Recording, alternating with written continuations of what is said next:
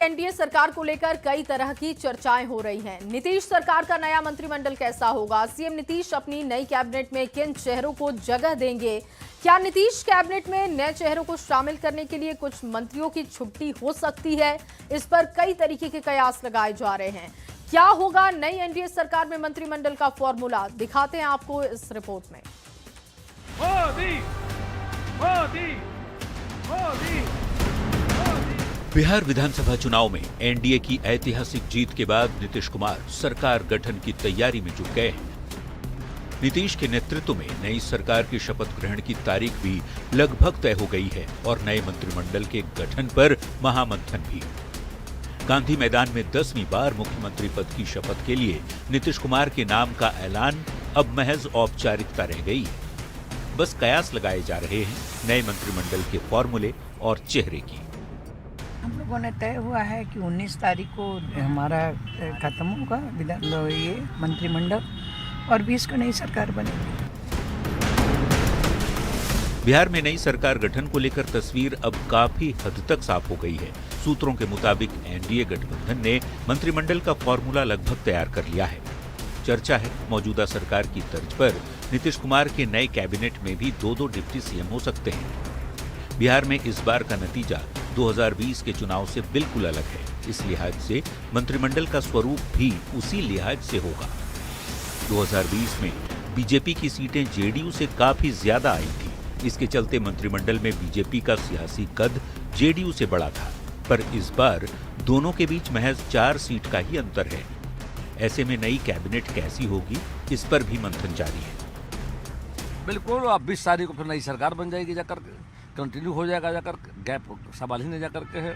और 20 तारीख को ऐतिहासिक सभी रिकॉर्ड टूटेंगे। गांधी मैदान में क्षमता जो है उससे अधिक लोग आने वाले। बिहार विधानसभा में कुल 243 सीटें हैं। नियम के मुताबिक विधानसभा के कुल सदस्यों के 15% सदस्य को यानी मुख्यमंत्री सहित अधिकतम 37 नेताओं को मंत्री बनाया जा सकता है। मसलन 6 विधायक पर 1 मंत्री के हिसाब से। बीजेपी के 15 से 16, जेडीयू के 14, एलजेपी रामविलास के 3, आरएलएम और हम के 1-1 मंत्री बनाए जा सकते हैं। नई कैबिनेट में सहयोगी दलों के साथ साथ जातीय और क्षेत्रीय समीकरण का भी खास ख्याल रखा जाएगा। जीत है उस नेतृत्व की जिसने बिहार को बदला है। यशस्वी प्रधानमंत्री जी और यशस्वी मुख्यमंत्री जी के नेतृत्व में हम सबों ने बिहार को बदलने का जो काम किया। माननीय मोदी जी और नीतीश जी के नेतृत्व में सब लोग मिलकर काम करेगा और बिहार को आगे ले जाने का काम करेगा। पूरा बिहार इस बार एक हो गया है, जात पात धर्म से ऊपर उठ के। यही है कि एनडीए की प्रचंड जीत हुई है। भी लोगों की उम्मीदें जगाई गई है, उस सभी उम्मीदों पर खड़ा उतरना। तो मेरे क्षेत्र में भी मुझे बहुत सारे काम करने हैं।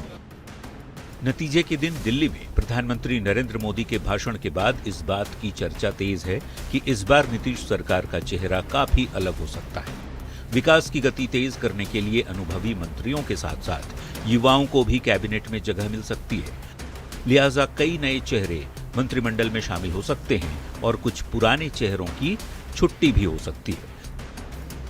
सीट बंटवारे की तरह बीजेपी और जेडीयू के बीच मंत्रिमंडल में 50-50 का फॉर्मूला और कुछ विभागों की अदला बदली भी हो सकती है। ऐसे में ये देखना होगा नीतीश की नई टीम का स्वरूप कैसा होता है, जिस पर सभी की निगाहें टिकी हुई हैं।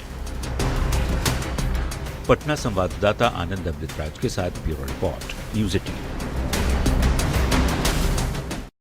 बिहार में शपथ ग्रहण को लेकर 20 नवंबर को गांधी मैदान में बड़ी तैयारी हो रही है, जिसको लेकर जोर शोर से तैयारियों की तस्वीरें सामने आ रही हैं। दूसरी तरफ इस बात की चर्चा भी बेहद तेज है कि नीतीश कुमार अपने मंत्रिमंडल में जेडीयू कोटा से किस किस को जगह देंगे। सूत्रों के हवाले से जानकारी जो मिल रही है वो आपके साथ साझा करने जा रहे हैं और उसके मुताबिक जो जातीय समीकरण नीतीश कुमार साध सकते हैं वो बेहद दिलचस्प है। नीतीश कुमार की पार्टी जेडीयू से इस बार 85 विधायक जीतकर पहुंचे हैं विधानसभा और ऐसे में जेडीयू कोटे से 13 या 14 विधायक मंत्री बन सकते हैं, इस बात की जानकारी है। नीतीश कुमार के मंत्रिमंडल में जो जातीय समीकरण हो सकता है वो कुछ इस तरीके से होगा, आपके सामने रखने जा रहे हैं और ये बहुत दिलचस्प है। देखिए, जातीय समीकरण को साधा जाएगा। अति पिछड़ा से 3 मंत्री बन सकते हैं। कुर्मी समाज से 2 मंत्रियों को जगह मिल सकती है। अगर कुशवाहा समाज की बात की जाए 2 मंत्री बनाए जा सकते हैं।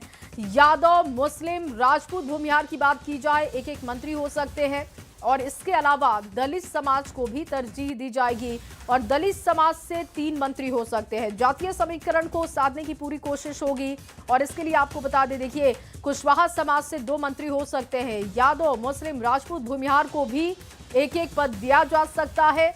दलित समाज से 3 मंत्री हो सकते हैं। बिहार